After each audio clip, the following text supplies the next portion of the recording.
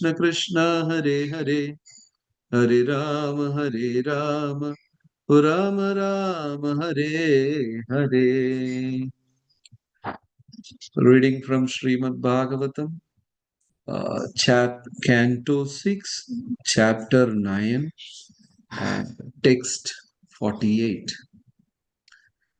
Kim durapam mai prite tathapi vibudharshabha Mayye kantamatirnanyan matto vanchati tattvavid. Translate word to word meaning. Kim, what? Durapam, difficult to obtain. Mayi, when I. Prite, satisfied. Tathapi, still. Vibuddha Rushabha, O best among the intelligent demigods. Mayi, in me. Ekantha, exclusively fixed. Matihi, whose attention. Na anyat, not anything other. Mattaha, than me. Vanchati, desires. Tattvavit, one who knows the truth. Translation. O best of the intelligent demigods, although it is true that nothing is difficult for one to obtain when I am pleased with him, a pure devotee whose mind is exclusively fixed upon me does not ask me for anything but the opportunity to engage in devotional service. Purport, Srila Prabhupada ki jai. When the demigods finished offering their prayers, they anxiously waited for their enemy Vritrasura to be killed. This means that the demigods are not pure devotees. Although without difficulty one can get if anything he desires if the Lord is pleased. The demigods aspire for material profit by pleasing the Lord. The Lord wanted the demigods to pray for the unalloyed devotional service, but instead they prayed for an opportunity to kill the enemy. That is the difference between a pure devotee and a devotee on the material platform. Indirectly, the Lord regretted that the demigods did not ask for pure devotional service. Hare Krishna, my humble pranams to all the assembled devotees. It's a beautiful shloka from Srimad Bhagavatam, Canto 6, Chapter 9, and shloka number 48. So here, the demigods, devatas, they wanted to kill Vritrasura, so they surrendered to Lord. On the other side, Vritrasura was also a great devotee, so he has also surrendered to Lord. So this situation, it is little complicated because both the sides there are devotees. So whom Krishna will help? One side it is Vritrasura, a wonderful devotee. Other side, the devatas who are seeking help of Lord Krishna. So, according to one person's consciousness, he will be rewarded. There is a nice story in Upanishad. Many people were jointly building a Krishna temple. A sannyasi was passing by. There was a Krishna temple construction going on, and many people were involved in the construction. So the sannyasi asked a man, first man, what are you doing? He said, I am lifting stones. Then sannyasi asked the second man, What are you doing? He said, I am working. I will get money by the evening so I can use that money to maintain my family. Sannyasi asked the third person, what are you doing? And he said, I am serving Krishna. See, all the three were working in temple construction, but the three of them gave different answers. The first one said, I am lifting stones, which is also true. The second one said, I am working so that I will get money, I can maintain my family. That is also true. And the third one said, I am serving Lord Krishna, which is also true. But ye all the three were blessed according to their desires. The first one said, I am lifting stones. He got very good health. The second one said, I am working for money. He got a lot of money. The third one said, I am serving Krishna. He attained bhakti and liberation. So all the three were doing same thing, same job, but the consciousness by which they were performing was different. So this is very, very important. In one of the lectures, Srila Prabhupada had said, the devatas, demigods, are great devotees, but not pure devotees. They're very great devotees, but they're never pure devotees. So this statement is very profound and meaningful because we are also devotees. Every one of us are devotees, but then are we pure devotees? Because when we render devotional service at the back of our consciousness, we have some desires. I need money. I should be well enough. Economically, I should be good. My health should be very good. My family should be happy. We will have so many material desires. We know it's not very easy to give up those desires overnight, but gradual practice of bhakti, we will be able to give, give away these desires. So, people approach Krishna, akamo sarvakamo va mokshakama udharati, tivrena bhakti yogena yajeta purusham param. People approach Krishna with various desires. And Krishna rewards them accordingly. There is nothing wrong. There is nothing wrong in approaching Krishna with material desires. Nothing wrong. Krishna will bless them. But over a period of time, you know, Krishna wants the devotees to become pure devotees. That's what explained in this purport. Krishna was not very happy with the devatas. Even after so much of blessings, they're asking for material desires. See, there is a beautiful story in Chaitanya Charitamrita. Mahaprabhu had two associates, both of them, their name was Haridas. One was Haridas, another one was Chota Haridas. Okay. Both of them did a similar kind of mistake. This Haridas, the first Haridas, was Mahaprabhu's assistant. So, once he was traveling with Mahaprabhu in South India, some of the Bhattacharys, they were Pashandis, they were atheists.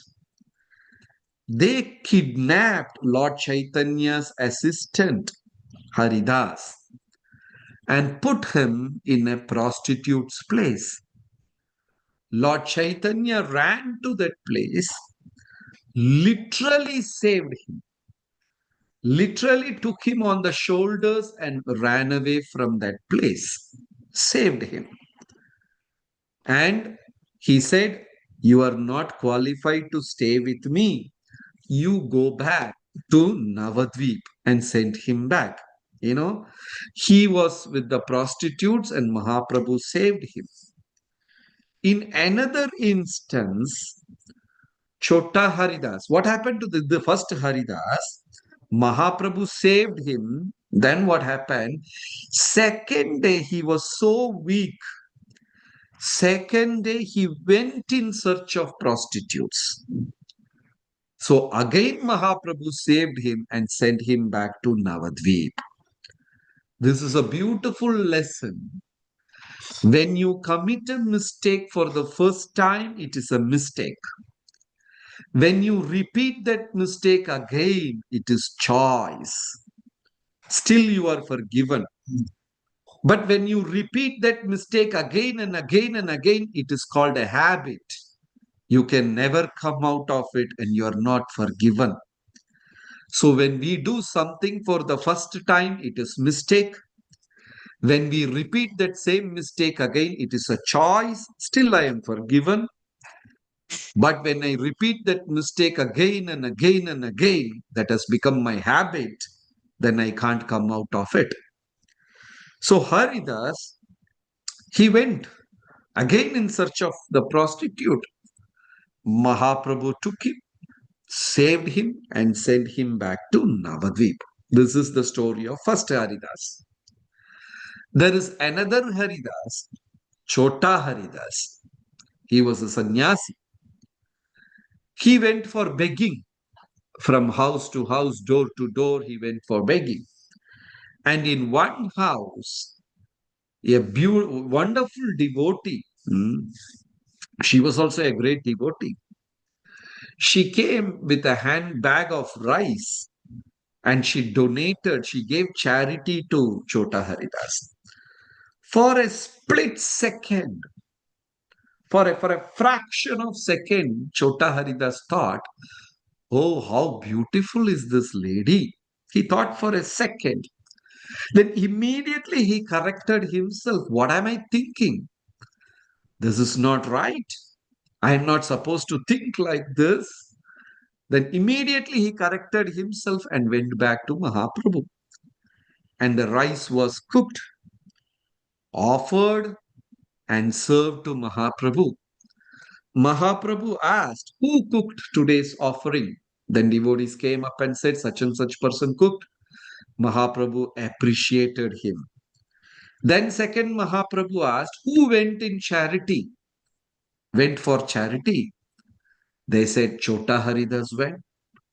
Mahaprabhu called, said, "He should never ever come back in front of me. I don't want to see him." One full year, Chota Haridas waited for the audience of Mahaprabhu. Mahaprabhu never saw him. After waiting for 1 year, he was he felt very bad, discouraged, depressed, shattered. Chota Haridas went and committed suicide. Now somebody can answer in the chat box. Two Haridas. The first Haridas went in search of a prostitute. Mahaprabhu saved him. The second Haridas thought about a woman for a moment. Mahaprabhu rejected him. Which Haridas did the severe mistake? The first Haridas or the Chota Haridas? Somebody can answer in the chat box or somebody can reply. Who did the grievous mistake? Okay, Sri Radhika Kishori Mataji says Chota Haridas. Chota Haridas thought about that Mataji only for a fraction of second. But the other Haridas went in search of the prostitute. So what happened? Actually, the first Haridas did this grievous mistake, but Mahaprabhu saved him. Chota Haridas did a teeny tiny mistake. Mahaprabhuji rejected him. Why? The first Haridas was just a brahmachari. He did a mistake, he was given a chance. Chota Haridas was sannyasi. So when he did that small mistake, he was given a serious punishment. In the same way, Krishna is very disappointed with the devatas in the shloka, demigods. Why? They're very close to me. They take care of the universe on my behalf. They're very senior devotees. But still, they're not pure. It is like 1 month baby, one year old baby sitting on mother's lap and passes urine. 1 year old baby. The mother will wash the baby, clean the baby lovingly, wear a new clothes. The mother will not take it seriously. But when a 5-year-old son sits on mother's lap and urinate, mother is going to scold him because mother accepts a better behavior from a senior boy. In the same way, as we grow in bhakti, Krishna also accepts gradually we become pure devotees. When we don't become pure devotees, we are in the same standard for a very long time. Krishna is a little bit disappointed, right? So here, Devatas, they are worshipping Krishna, but they're materially attached. In Srimad Bhagavatam 10th canto, Indra sent heavy rain on Vrindavan. Then Indra realized his mistake. Indra came and begged forgiveness from Krishna and said, "Oh my Lord, you are the master of the universe. You are the king of all the 33 crores of demigods. Vedas emanate from you. You are everything." Indra surrendered to Krishna. Then later on, few years after, Krishna's wife, Satyabhama or Rukmini, they told Krishna, we need a Parijata flower, one special flower, which grows in Indra's garden. Hmm. Can you bring me the flower? So when Krishna went and asked Indra, my wives want this particular flower, can you give me? Indra became so upset, he waged a war against Krishna. Look at him. Few years back, he came and begged forgiveness because of sending rains on Vrindavan. Now, after a few years, he forgot who is Krishna, what is Krishna's greatness, his supreme everything. So, this is the difference between great devotee and pure devotee. The devas, demigods, are great devotees but not pure devotees. Sometimes they remember Krishna's mercy and sometimes they forget Krishna's mercy. So the question to us from this shloka is, do we want to become great devotees or we want to become pure devotees? Great devotee is a Mishra Bhakta. He chants Krishna's name. At the same time, he desires wealth, health, money, property, security. He worships Krishna, but he has got many material desires. Pure devotee is a person. Krishna, you can test me in whatever way you want. You can embrace me, you can reject me, you can bless me, you can discard me, you can do whatever you want, but I will never forget your lotus feet. So that's a small message from this particular verse of Srimad Bhagavatam, the prayers of demigods to Lord Krishna to kill Vritrasura. Thank you very much. Hare Krishna. If anybody has got any questions, you are free to ask.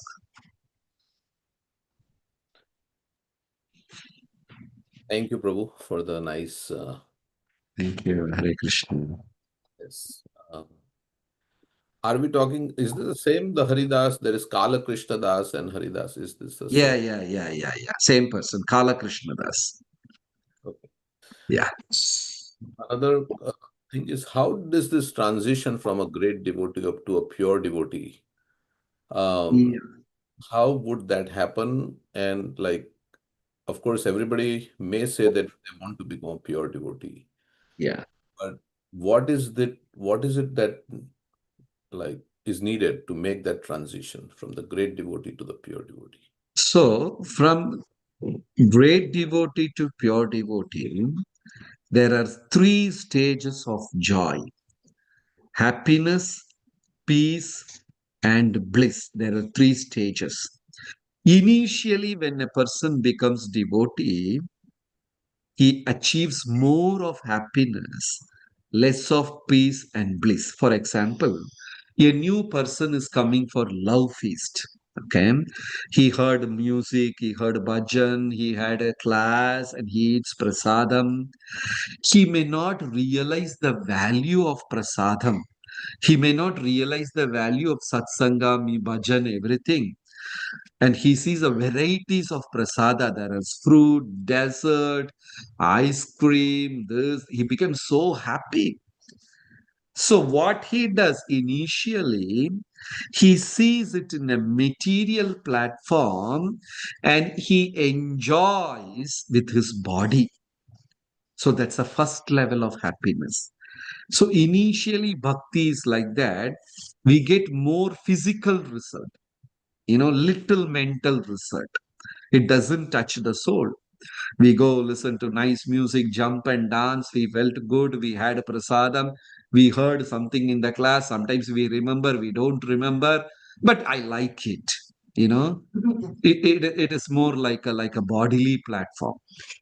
Then we continue in Krishna consciousness for some more years. We feel internally so calm, so sober, a satisfaction. I don't have money, but that's okay. Krishna is protecting me. My car broke down. I don't have money to repair, but that's okay. Krishna is taking care of me. A kind of self satisfaction. That is the second stage when we do sincere bhakti. And in the third stage, even peace is lost. Yashoda was not never at peace. Every day morning, Yashoda opens the door. Gopis are standing with complaints after complaints. Krishna has got 9 lakh calves in his house and he has got gallons of milk and butter, but he doesn't eat there. He goes to another gopi's house who has got only 2, 3 cows, a little bit of milk, little bit of butter. He steals there and comes back. Then Yashoda is thinking, I have got so much and it's for you, and you don't eat here. You go to that gopi who has got only 2 cows, you steal. And somehow Yashoda is pacifying gopis. The Brahmanas are standing in queue. Yashoda will ask, oh great Brahmanas, what happened to you? And the Brahmanas said, Yashoda Maya, we have only one dhoti. We are very simple, poor Brahmanas. We have only one dhoti.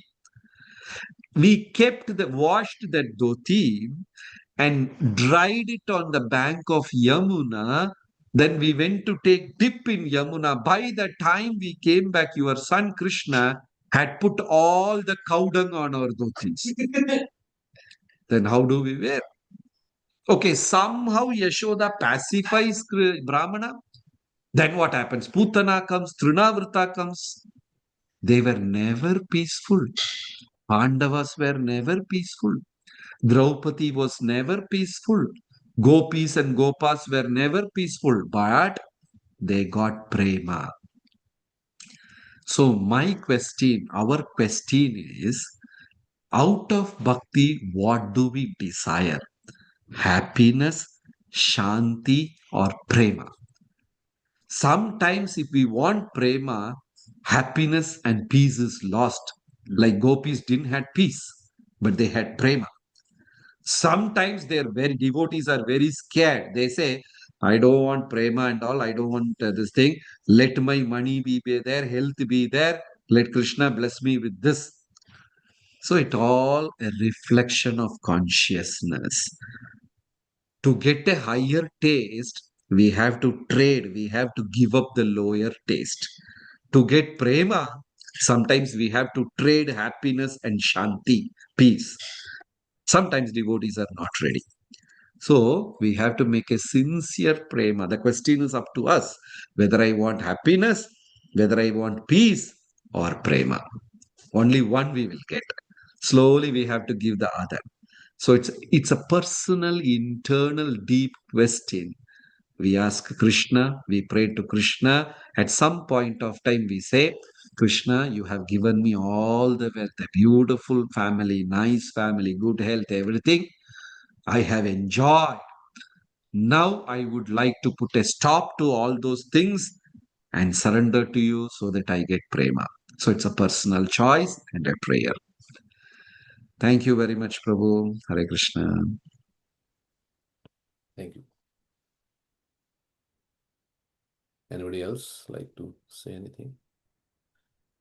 The 24 devotees in the call. Hare Krishna Prabhu, this is Manu Seshtra Das. This is a wonderful class today, Prabhu. I do have a question. So you were mentioning about the Chota Haridas, right? So he had that, for a moment, he has that thought and Mahaprabhu rejected him. Yeah. And he committed a suicide after a year. Yeah. But as a practicing devotee, right, we always got these kind of thoughts, right? I think at every Yeah. moment. So, Yeah. so what is our way out then, right? Because then the way it is shows that he committed a suicide after a year. But as practicing devotee, what should be our way and how can we move forward? So Chota Haridas was a sannyasi, such a pure person, a great elevated person. So when he did that tiny mistake, Mahaprabhu gave a big punishment. To us, Mahaprabhu will not give that big punishment. If he gives, every hour we have to commit suicide. We are not that qualified, right? So we try to correct ourselves. It is like I told you the other example also. 1-year-old baby urinating on mother's lap, mother will love. Wash the baby, wear a new cloth. But if a 5-year-old son does the same thing, he gets scolding. If a 10-year-old son urinates on mother's lap, he will be admitted in the hospital. The punishment goes severe. To us, Mahaprabhu will not give severe punishments. We pray to Mahaprabhu and correct ourselves mentally, gradually. Okay, Prabhu? So, thank you, Prabhu. Thank you very much. Hare Krishna. See you all in the Sunday program Love Feast. Srila Prabhupada ki jai. Hare Krishna. Hare Krishna. Hare Krishna. Krishna.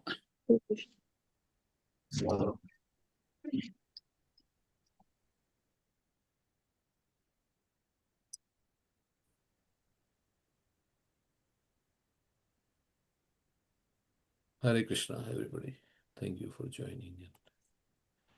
Thank you, Prabhuji. Hare Krishna. Thank you, Prabhu. Read some verses if you want. We have some time. Yes, we should. Hare Krishna. Yes, Prabhu. I wanted to ask a question, but I guess you didn't have time. Me too. I got late. Me too. But it's okay. Yeah. We can ask Prem Sindhu Prabhu. Yeah. I mean, all the devotees are here, so if you want to ask, they can all share. I was actually, Prabhuji, trying to piggyback what Manusheshta Prabhu was saying. I find inconsistency, in bhakti. And I was going to ask Prabhuji, about saying something, how we can develop consistency in bhakti.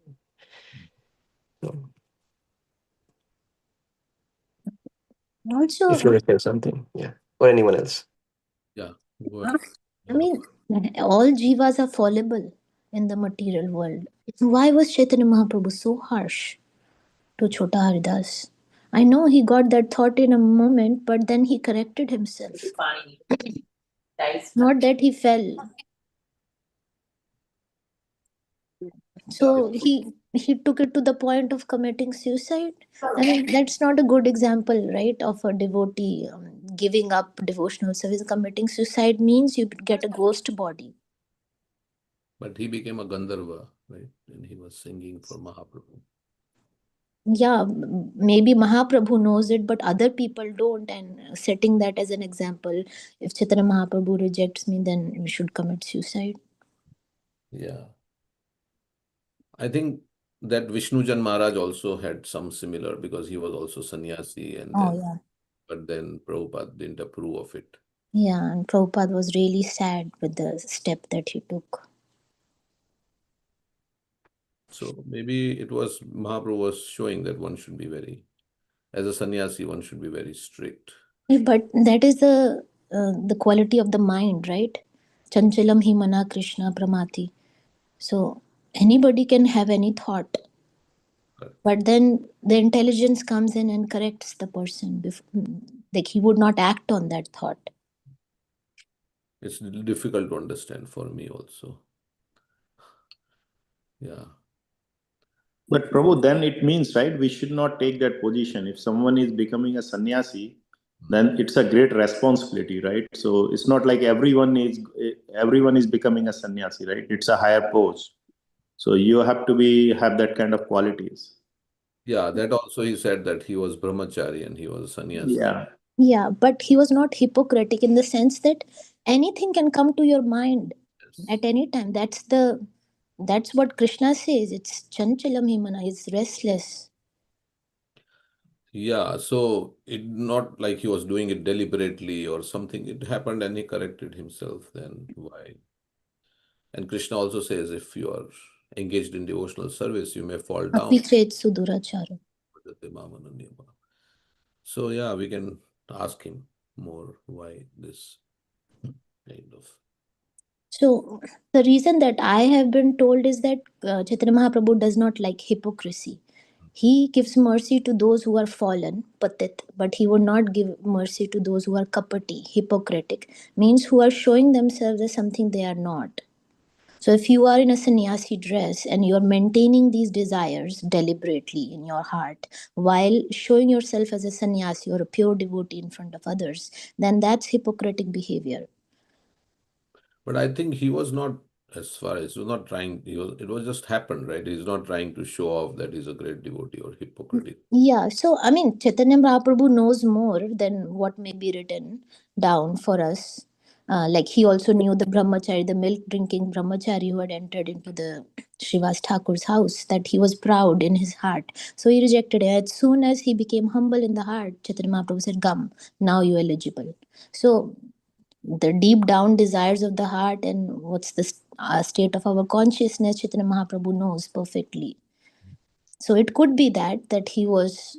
Yeah, because whatever the Lord does is all good. So in one Yeah, sense, correct. you question the Lord, right? Why? Yeah. But How to understand, that is the main thing, how to understand this. Yeah, so that's what I've heard, that Chaitanya Mahaprabhu does not like people who are hypocritic, that But they're hiding their was bad habits. was Chota Haridas hypocritical, or was it just like, as you were saying, anything, mind can give so many different, suddenly thoughts can come and things like that. But hypocritical means you're deliberately doing, right? You're deliberately showing yourself as a very advanced devotee. That is hypocrite. Yeah, I mean, Chaitanya Charitamrita is not clearly, I mean, we can read that pastime if you would like and see exactly what verse is mentioned, what Prabhupada mentions in the purport, and clarify things. That's what I have heard about hypocrisy. Prabhu, I think he was trying to explain a point of difference between a sannyasi versus brahmachari versus sannyasi, right? Or like a devotee at a lower level versus at higher level, right? So I think he was trying to explain that difference by this example. So I don't know if we have to like just like cross-examine word by word what he said. Is the intention? I think what he was trying to say that for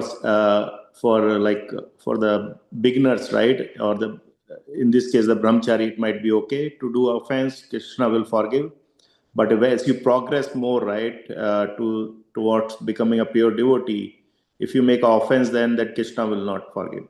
So I think that's what he was trying to explain. So I Also, don't know if we have to hang on to that point of like each and every word he said is the intention. That's No. Even in Kali Yuga, the offenses in the mind are not considered. If they were considered, we say that every point will become offenses. Is that correct, Prabhu? The offenses in the mind are not considered in Kali Yuga. Yeah, it is. And but in Mahaprabhu's also is in Kali Yuga only, right? So why Mahaprabhu is then considering that? If we think like that, that if it's not considered, then somebody may question that why. And the same thing happened with Sachi Mata also, right? She did not say anything to Advaita Acharya, but in her mind she was thinking this person is dividing our family, and Mhm.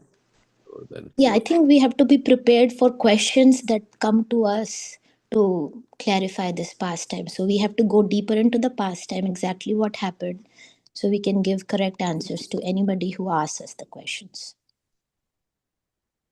Yeah, yeah, Radhika Kishore Mataji, can you hear me? Yes, Prabhu. Yeah, so I again, I'm not saying my answer is correct, but as Manusheshta Prabhu said, it's that particular treatment he gave to Chota Haridas is probably to set a standard. If sannyasi means this is how they should be. He's trying to set a standard. He's trying to convey that message to others who are in the, who are going to be elevated to that kind of position, to see how pure that position is and how seriously we have to take it. So I think that's what it seems like. And also, see, you talked about Chota Haridas and how he reacted, but there is also this pastime of Mukunda, right? In that, what is that, Leela Prabhu? Mahaprakash Leela. Yeah, there he says, it's going to take him 10 million lives to come back to me or so. But Mhm. Mukunda was, the Jumping with response joy. from Mukunda was totally different. Mhm. He didn't get depressed. He didn't go and commit suicide. He said, I have a chance after 10 million lives. Great. So that's the quality of a devotee. I mean, you said that, why did he commit suicide? He's setting a bad example. That is true. But it's also, I think the whole pastime, we can read more, as you said, so that we can interpret it correctly. But I think that whole pastime of Haridas, Chota Haridas, is to convey a message to us that if you are aspiring for a pure devotee status and you want to serve me in that capacity, then these are the things that you should not be doing. So maybe it's a very exaggerated state of affairs, but I think it's just to convey a message. But we all can read that pastime. Yes. Okay, and the other question, Janish Prabhu is there on the call. He was saying, what was the question? Janish Prabhu was asking. Yes, Prabhu is fine. But I was just, again trying to emphasize in terms of how do we achieve consistency, because I practice in my sadhana. Some days I've means I feel again that I'm doing fine, but then other days I'm lacking behind in my service or whatever I do. So again, to me it seems like you're rising up and falling down, based on just trying to connect with the story here with my practice. Yeah, somebody wants to say how one is physical activity and then there is internal consciousness also, right? So both you are saying. One is Correct, both, yeah. like rising early or whatever that sadhana you're talking about. And then while doing the sadhana, how can we be steady in our consciousness also, right? That's also how can we Because it's consistency is one of the key essential thing that you need for attaining purity as well. Because so if you want to attain purity, how do we get there? So how do we do that? Somebody like to give answer? What's the question? The question is that how can somebody attain consistency in their devotional service, both at like internal, external, like that? How can one be consistent in their sadhana? Consistency means nishtha, steadiness. So that comes after anartha nivritti. Shraddha, sadhu sangha, bhajan kriya, anartha nivritti, nishtha. So we have to first of all associate with those devotees who are consistent. By their good example, we will develop a desire to be consistent. And secondly, we should avoid things that are not favorable for our bhakti. Impediments on our consistency are, when we do activities that are not favorable. Like we have nectar of instruction, atyahara prayashish prajal punyam agra, jana sangascha lolyam cha sadbir bhaktir vinashyati. That is there. These are 6 impediments, and other than that, there is Vaishnava Prad, developing material desires by associating with materialistic people. So then it becomes, our bhakti becomes diluted. We are not determined. Bhogeshwarya prasakta nam taya pratachitsam vivasatmika buddhi samadhavana vidyate. So if somebody is interested in bhog and ashwarya, enjoyment, material enjoyment, they will never develop determination. I would like to add one thing, that if our goal is clear and if our goal is to achieve, like I also said before, that makes us to, if my goal is to become like Krishna consciousness, then whatever the impediments comes in our life, I will just not pay attention on that, because in my mind, my goal is clear to be Krishna consciousness. So for that, I take up the challenges. My purpose is clear. So I wake up early in the morning. I do whatever good for my bhakti, and I will reject whatever the impediments in my bhakti. That's like general thing that we do. But yeah, if our goal is so strong and purpose is so clear, then we do. Our determination is strong. Thank you. Yeah. So we have to try only. I mean, we have to try and then pray to Krishna. That's it. Try and cry, they say like that. To try, but our try is not just enough. So we have to pray to Krishna, and Krishna will give us that strength. So I looked up the pastime in Chaitanya Charitamrita, and if you can open the verse I pasted in the chat. Bhakti Siddhanta has a commentary to this.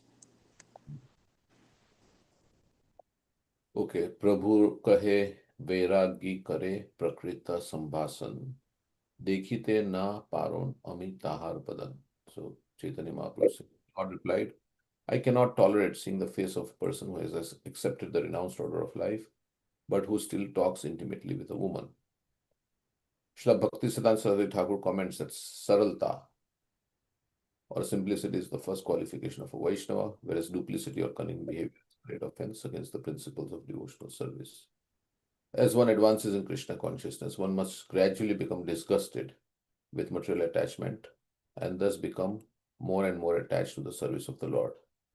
If one is not factually detached from material activities but still proclaims himself advanced in devotional service, is cheating. No one will be happy to see such behavior. So, any comments on that? So, saralta is saying what is inside should be outside. One should not pretend or show.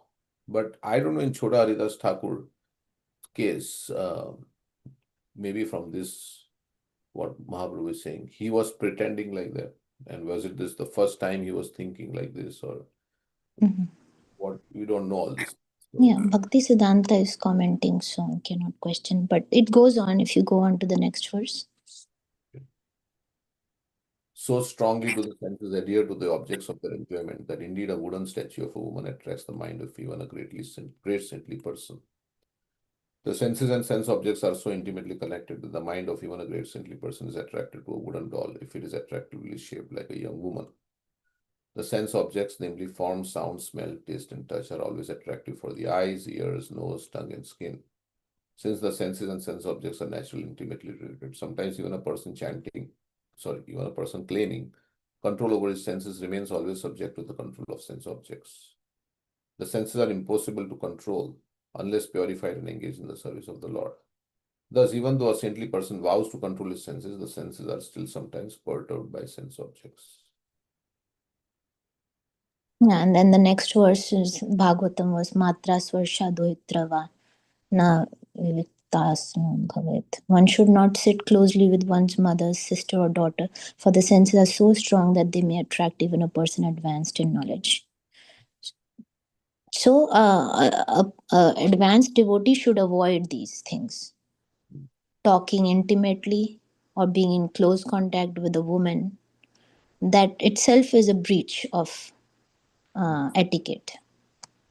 That should be like Bhakti Siddhanta would not even talk with another woman unless the husband was not present. Yes, correct. So that is where I think the break of the etiquette for Chota Haridas, that if he would, he's saying that he was talking intimately, not just that he thought in the mind. The verse says that Chaitanya Mahaprabhu saying he is talking intimately with a woman. But the conversation is not mentioned. Conversation is not mentioned, but Lord's words are mentioned that I cannot tolerate seeing the face of a person who has accepted or renounced order of life, but still he is talking intimately with a woman. We have this Swami Narayan Sampradaya, right? In that the sannyasis don't even look at the woman like that. Because if you look, then there may be some. So I don't know. Prabhupada didn't want that kind of thing in our movement. So as here is Mahaprabhu is saying that, even if I look at the wooden, what he says, wooden Doll. statue, yeah, wooden, then also it agitates my mind. So uh, that is how they do in other, like the sannyasis in that sampradaya, they do like that. They don't even look at the woman. But that is not like our Prabhupada didn't say like that. No, So but the conversation is, I have read the Grahastha manual. Even a Grahastha should be very careful of not having secluded conversation with the opposite gender. Their husband or wife should be present. That's how it's mentioned in the Grahastha manual for ISKCON. correct. I mean, this is the binding force in this material existence. So one has to be very careful, because that's why it says Matra Swarsha Duhitrava. So one has to be careful in what. And ideally, women should have women devotees who they take guidance from women devotees, and males should have male devotees to guide them. Ideally speaking, there should not be like, or if there is, then there should be like, what do you say, with other people around and like that. So no seclusion. Yes, that is true. I mean, it goes on the commentary. If you see the verse 120, would you like to read further? Bhakti Siddhanta is commenting on this pastime. If you can share your screen also, we can't see your screen. Yeah, 1 minute. And so many things are there. Even in Grihastha ashram, all the rules and regulations are there. So even when you're in marriage, right, there are so many rules and regulations. How there is, for the purpose of procreation, when it should happen, how you should do Garbhadan Sanskar, and how you should take permission from the spiritual master. So otherwise it becomes Griyamedi life also in the Grihastha ashram, Griyamedi.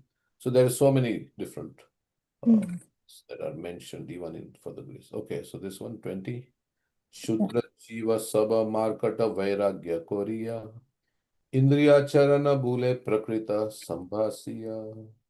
There are many persons with little in their possession who accept the renounced order of life, like monkeys. They go here and there, engaging in sense gratification and speaking intimately with women. So this is the sannyasi, like women, what is that? Monkey is very renounced, market vairagya. That's, I think, is proper. One should strictly follow the regulative principles, namely no illicit sex, no meat eating, no intoxication, and no gambling. And in this way, one should make progress in spiritual life. If an unfit person sentimentally accepts vairagya or takes sannyas, but at the same time remains attached to women, he is in a very dangerous position. His renunciation is called market vairagya, or renunciation like that of a monkey. The monkey lives in the forest, eats fruits, and does not even cover itself with a cloth.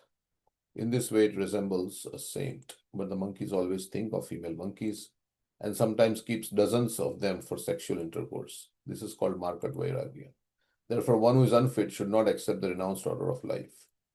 One who accepts the order of sannyas but again becomes agitated by sensual disturbances and talks privately with women is called dharma dvaji or dharma kalanka, which means that he brings condemnation upon the religious order. Therefore, one should be extremely careful in this connection. Srila Bhaktisiddhanta Saraswati Thakur explains the word markata to mean restless. A restless person cannot be steady, therefore he simply wanders about, gratifying his senses just to get praise from others, to get cheap adoration from his followers or people in general. Such a person sometimes accepts the dress of a sannyasi or Babaji in the renounced order, but he cannot give up desires for sense gratification, especially for the association of women. Such a person cannot make advancement in spiritual life. There are 8 different kinds of sensual enjoyment with women. This is like Shravanam, Kirtanam, Keli, including talking about them and thinking about them.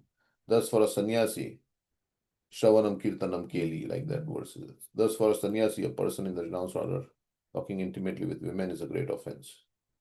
Sri Ramananda Raya and Srila Narottam Das Thakur actually achieved the most elevated stage of the renounced order, but those who imitate them, accepting them as ordinary human beings, fall under the influence of the material energy, for that is a great misunderstanding. So we cannot imitate the great souls. Prabhupada is saying one has to be very careful because the senses can drive. But at the same time, Prabhupada himself, like Yamuna and Prabhupada, right? There are times when I think, yeah, they were talking, and Yamuna was like the daughter for Srila Prabhupada. So sometimes Prabhupada did, there's memories of Yamuna Devis like that. So it is depending on what consciousness you are also looking. And but there is always a chance of fall down because there's, senses can drive. This is the main binding force in the material existence, is the sex desire, which is a perverted form of the pure love for Krishna. So all the ashrams are meant to deal with lust, right? They say brahmachari is meant to control lust. Grihastha means one is to regulate lust only for the purpose of procreation. And as vanaprastha, one is meant to detach from lust. And as sannyasi, one is meant to forget lust. So, yeah. So it is all 75, all the time there is this. So, okay. So that is the main binding force in this material existence.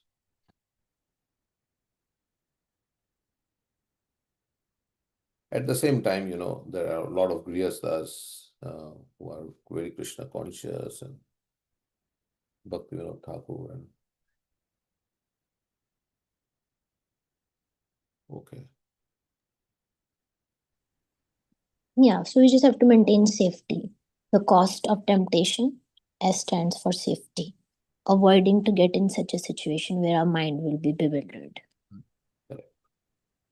And that can also happen in Grihastha ashram also. One should avoid situations where one can, it's not only just... No, it's not just sannyasi. Yes, anyone. Yeah. Whether it's brahmachari, Grihastha. grahastha, vanaprastha, sannyasi. Also in Grihastha ashram with one's spouse also, there is also, one can get bewildered and so many things can happen like that. So, because there are certain rules for, even if you look at Grihastha ashram, otherwise it becomes Grihamedi life. So in even living with one's spouse, one can get bewildered and so many things, and not observe the Garbhadan Sanskar and so many, like, if you go by the book, right, then it's not that Grihastha, Jayadvaita Maharaj was saying, it's not that Grihastha means now I have license for sense gratification, means I can do sense gratification when and wherever I like and whatever way I like. And it's not like, so there are also the things about how, otherwise it becomes Griha Medi life. So that's why one person was telling Prabhupada, what is the meaning of this, right? All these restrictions. And then this Prabhupada says, that's why even in married life, there are so many restrictions. And it's like having a feast and saying, don't enjoy the feast, right? Something like that. Mm.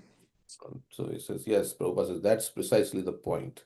That means you are meant to detach yourself from this. But it's not so easy to become detached unless you have higher taste. Because we are all ultimately everybody wants, see, we are attracted to sense gratification because we don't have spiritual bliss. That is why we need all this material. We are hankering for material enjoyment. But that spiritual bliss, once you get, then Yamunacharya was also engaged in sense gratification before, but when he got the spiritual taste and bliss, that's ultimately the T, the cost of temptation. Ultimately, the T is the thing. Otherwise, in the heart, you still hanker for it because it's not gone from the heart. Like that verse, Vishyavini Vartante Niraharasya Dehinam. So, but there is Vaidhi Sadhana Bhakti, means Vaidhi means, yeah, even I don't have taste. I still engage in devotional service and I still do it. So similarly, even if I have taste for sense gratification, I will not act on it. That's like, that is Vaidhi Bhakti. I have, yeah.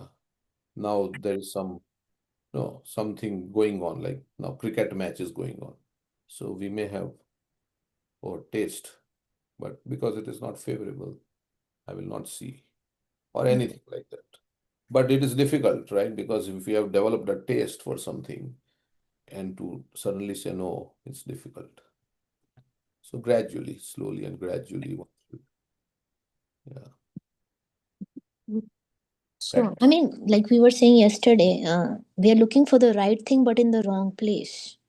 We are seeking for happiness. Ultimately, the soul desires happiness, and it may come from the opposite gender. But nobody in this world is pure and like to love you unconditionally. Prabhupada says there is no love in this material world, there is only lust. So, although the sense enjoyer may feel like nectar in the beginning, it will turn out to be poison at the end. It will, for everybody. So, rag will lead to dvesh. The same attachment, like we say that I cannot live without you, will turn to I cannot live with you. That's with all the relationships in the world, because everybody has false ego clashes. But the love that we are seeking for is actually that perfection of love, and that can only happen with Krishna. So Or we at have to direct. pure devotees love. There's also like, they are loving, but not. Yeah, pure devotees will tell us that Krishna is our best friend, that you should be attached to Krishna. Yeah, and devotees can love each other on the spiritual platform also, because if they are pure devotees, there is love between them also, but it is not tinged. So if we are between pure devotees, like between the associates of Chaitanya Mahaprabhu, like Narottam Das Thakur is saying, I want the association of Ramchandra Kaviraj. And Right, because they help each other bring closer to Krishna. Ultimately, Krishna is our eternal companion. The devotee may be there for a short time, may not be there eternally with you, right? You may be together with the devotee, and then he may go away. But that doesn't mean that your Krishna consciousness would stop, right? Ultimately, you have to develop your eternal relationship with Krishna, and seek reciprocation from Krishna and be satisfied, because that is the only eternal relationship. Even devotee relationships are temporary. So because many things can happen. yes, There can be conflicts between devotees, or devotees can move to different places. So if we are relying on one person, with attached to that one person, then we'll be disappointed. because Krishna loves all the jivas. That's why if I love Krishna and Krishna loves all the jivas, then I have love for all the jivas. Ultimately, yes, Krishna loves because he wants to have a loving relationship. So everybody is looking for love, right? We say everybody is looking for love and everybody wants to be loved. So the pure devotee, even little bug, Prabhupada was saying, chant Hare Krishna to the bug, very insignificant. So he feels there is a part of Krishna in this, and he thinks this person is like me, you know. That's why Krishna says, Yasman no dvijate loko, lokan no dvijate chaya. Harsha Marsha Bhayodvegari. What is that? Harsha Marsha Bhayodvegari. Mukta Same Chapriya. So I will not disturb anybody because I will treat this person just like myself, how I want to be treated. So I will not put others into anxiety. And But I may have anartha, so I may be disturbed. no, I'm just saying, I'm not Because talking. I am not a pure devotee, I'm so saying that pure devotee is always a well-wishing to everybody. Right? He's a ever well-wisher, as Prabhupada says. That what I'm saying is that he loves everybody because everybody is part and parcel of Krishna. He sees that living force, which is Krishna's part and parcel in everybody. So he's son of Krishna, like everybody. So Krishna loves them. So in that way, many devotees, they became attracted to Prabhupada because they felt Prabhupada's love for them, right? yeah, but specifically I'm talking about conjugal love here, because here we are talking about fall down of mind to the opposite gender. We are talking about conjugal Of course. relationship, which is never pure in this material world. Yeah, that is, yeah. So that's why it is the whole ashrams are there to detach yourself from this kind of bodily attraction, right? Bodily attraction is always there, and it lasts till very end of life, unless some, like there are maybe pure devotees who have conquered this desire, like Narad Muni, right? He brought Kayadu into his ashram and he was giving, but Narad Muni we can't imitate, right? Because Narad Muni is a pure devotee, so he doesn't have any kind of, so there may be some very exalted devotees who are very free from this desires. So, but still, to show as an example, like as you were saying, Bhakti Siddhanta Saraswati Thakur is a pure devotee, right? But he was saying, oh no, I cannot talk alone in this. And Prabhupada was very impressed by this when he said like that, so with his strictness. So, but at the same time, it's not hating anybody, right? It's not hate. It's love, but because one has to show it as an example or has to be careful. So that's why he was showing. Because everybody is in different bodies, but we are ultimately at the end of the thing, we are all spirit souls. So one who has transcended the bodily conception of life, like Shukdev Goswami, very rare personality. So he doesn't see the difference between he doesn't distinguish based on the body. Yeah, so all these things, so many things, yeah. One has to be careful. Okay. Anything else? Okay, we'll stop here then. It's 9 o'clock. Any bhajans? Anybody like to sing any bhajans? So, Prabhu, after all this, what is the conclusion to the question that we started this reading? So we have to find more about, Chota Haridas Thakur, whether he was really a hypocrite or was it an accident? No. Actually, our acharyas are giving commentary on this pastime. Correct. So we have to rely on the acharya's commentary, and Chaitanya Mahaprabhu is directly saying that he was intimately talking. It was not just in the mind; it was physical also. Talking intimately. That is directly mentioned in the verse by Chaitanya Mahaprabhu. I don't like to talk. Is he talking? You see right here in this verse itself. Okay. If you read the translation, not this one. This one. There are many persons in this one. Shudra Jiva Markata Vairagya, speaking intimately with women. Yeah, so verse 117 is Chaitanya Mahaprabhu saying, I cannot tolerate seeing the face of a person who has accepted a renounced order of life, but who still talks intimately with a woman. So it's equivalent of flirting, as we call it. Yeah, right? that's right. And that's why in this So, purport it's mentioned about duplicitous and hypocritic behavior. okay. So it was not just he thought about her for a second or But something the like thing, that. so from another point of view, you may say, well, he went to do beg, right? He's doing madhukari. Right. And he should have not talked with her. Like I think he was asking for rice. But let's read that time. Where is the Yeah, thing? it's in this only, previous verses. Which it is See, asking for rice is not a bad thing, right? And It's that was just, Bhiksha only. Yeah. So this it starts from 107. No.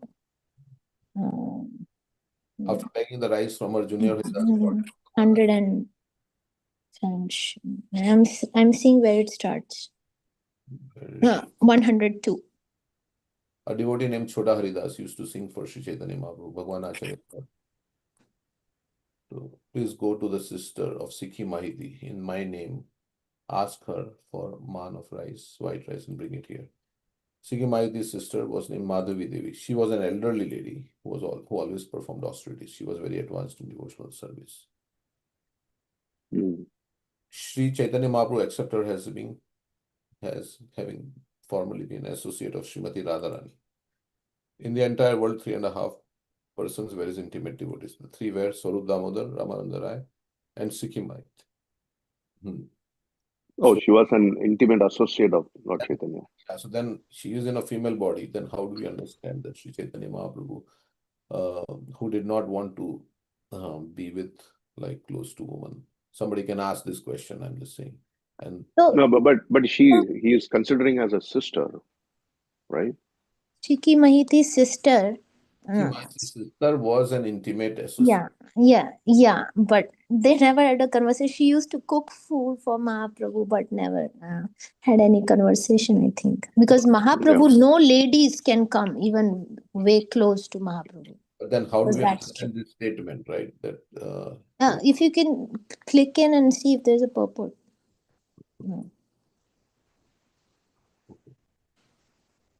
anyway, I'm just saying that we are preaching, so some people can ask this question. After No, but Prabhu, so even Chanakya Nidhi says one has to consider a woman other than wife as a sister or a mother, right? Yeah, I mean, if you are looking at a person, interacting with a person as a sister or mother, I don't think that's a problem. Okay, I think your question is then we have Yeah, this yeah. thing also. No, but Mahaprabhu wants to set an example, so other people can interpret it in any way. Consciousness that of that person can be, oh, this is my sister. But if other people see them talking intimately, they can interpret their situation anyway. Yeah, but And see, Mahaprabhu doesn't like that, so he would right. not allow any woman to come close to him. Yeah, but an intimate associate doesn't mean he is talking to her intimately. No? Correct. Yeah. Intimate associate means, okay, a loving associate. You know, we share love, we share mutual respect. So many things are there when we say intimate associate. Doesn't mean physical intimacy. Right. But anyway, there's so many things now that somebody can bring up this Matva Swarsha Duhit Rava, right? It says one should not be like in a. But there is, see, Mahaprabhu was never in contact with any woman. It's mentioned in this verse, but no woman can come even close to Mahaprabhu. Even his own wife came to me, and she would be just very far. If you see Mahaprabhu No, but sannyas, where does it say that this person was very close to him in proximity? yeah, it does. It's not saying. So that's why we are saying that she was not. Right, exactly. Yeah, where is intimate devotees, but with Ramananda Rai and that, because it's saying that Ramananda Rai and so. Ramananda Rai was teaching young girls dancing. Yeah, so we should not imitate Ramananda Rai. If you see that it's very bewildering. He was even bathing them and dressing them. See, that's what I'm saying. The transcendental aspects of devotional service cannot be understood just by a material perception to it, right? I mean, there are deep. One I way mean, they are same. all devotees, Ramananda Rai, and they are a lot. Who is that? Vishakha, right? Yeah, Vishakha. Yeah. But But anyway, still, let's read on. What where is it? Which verse we were? After begging the rice, Junior Haridas, who was very pleased to see it scolded. In great affection, Bhagwan Acharya cooked varieties of vegetables and other preparations dear to Sri Chaitanya Mahaprabhu. He also obtained remnants of food from Lord Jagannath and digestive aids. Okay, at noon.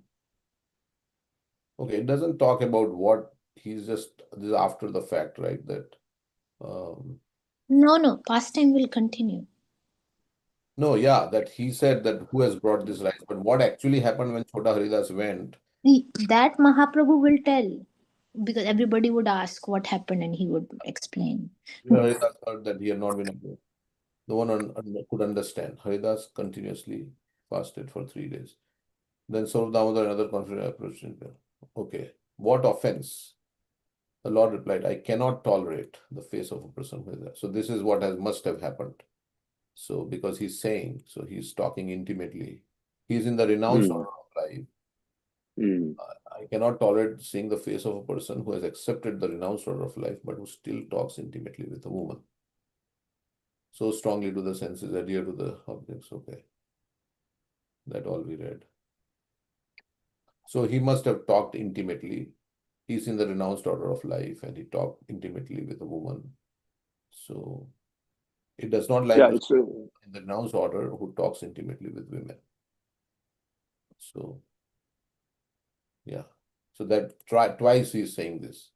so. I think what we need to ask Prabhuji, who gave the class this morning. He also said he just thought about it for a minute, right? When he gave the class, right? He said, but it's not mentioned like that here in the Right. No. That's what we need to clarify. I'm saying.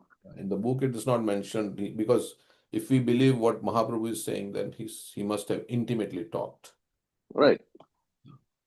Because that's what he's saying. So it doesn't say that only like for a second. Yeah, I think the whole question, Radhika Kishori Mataji, as well as what you are asking, not so much for us as as devotee understanding this lila.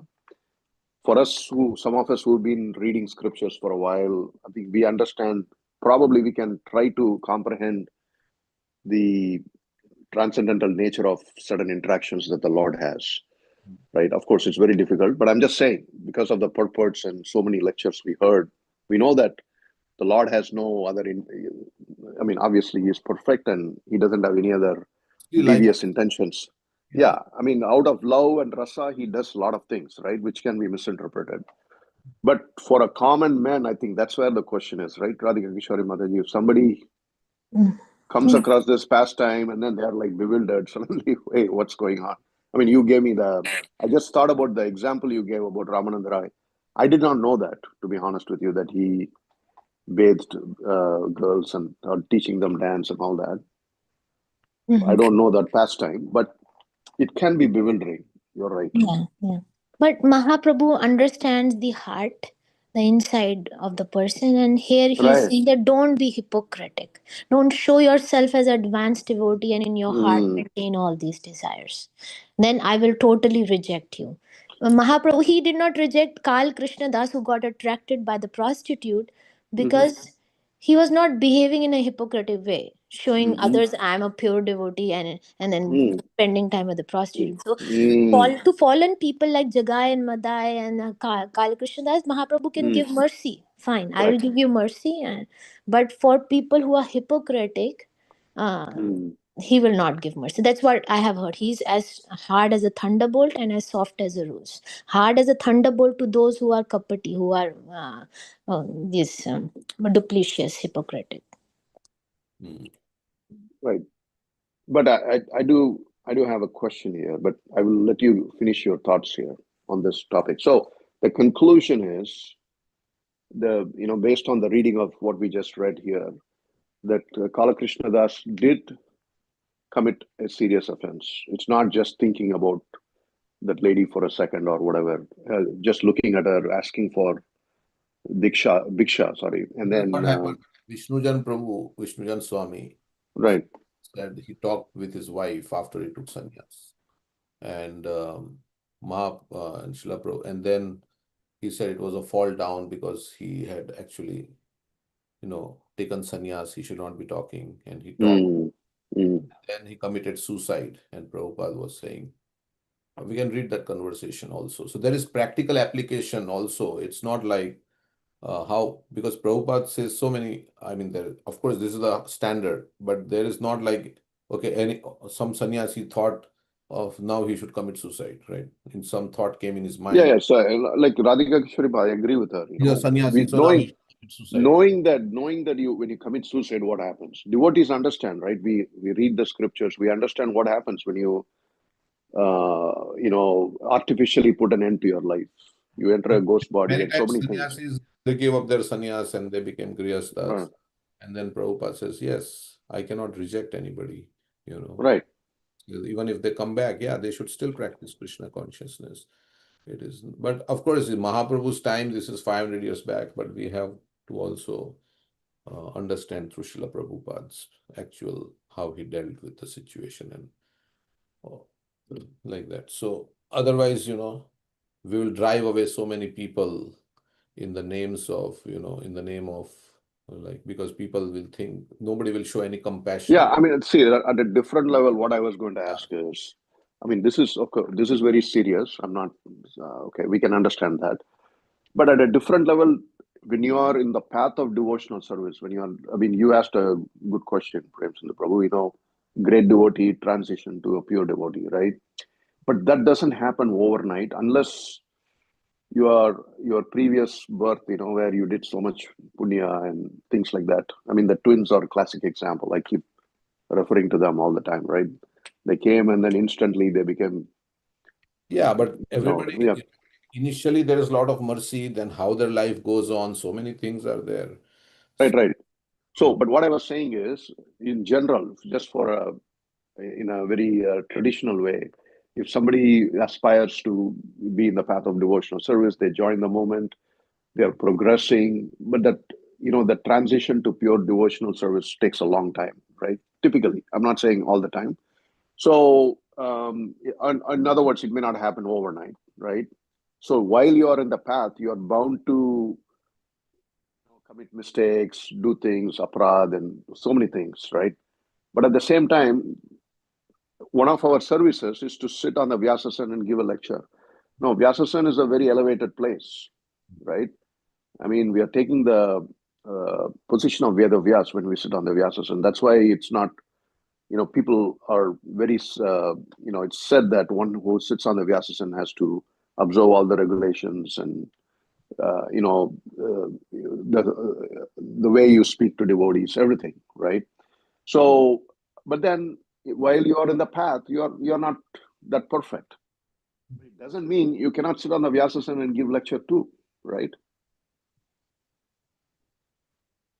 Yeah, so many things. So ultimately, who will decide who is perfect? And we don't know. So many things are there. Like even No, with I'm just saying practically, Prabhupada never discouraged anybody who is in the path. He knows that a lot of people may not be observing everything that needs to be observed. Yeah. But he gave them a chance to sit on the Vyasa, hey, give a class, because there's a reason for that.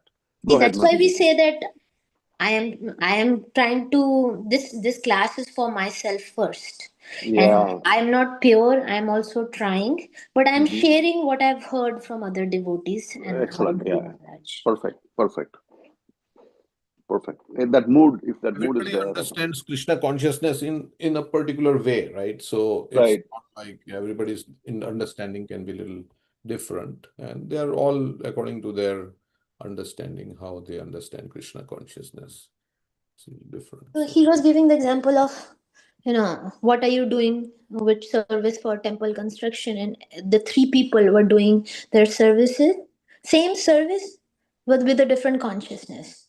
I'm making money or I'm providing for my family, and one was saying I'm serving Krishna. So one who's sitting on the Vyasas, and what is his consciousness while giving the class? You want to show yourself better than others? I know so much, and here I am to preach to others. Or I am a lowly servant of my Guru Maharaj and Krishna, and I'm presenting. I have spent time understanding the subject matter.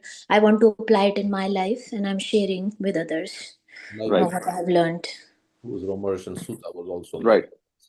Right. So now the reason why I even brought that up, Radhika Kishore Mataji, is so we have to look at it through the practical lens sometimes, right? Somebody is going to commit mistake. I'm not saying that's a license for you to do anything you want, but there are times where you will make mistakes as human, right? And devotees should protect themselves from such, if the intention is very devious, no question about that.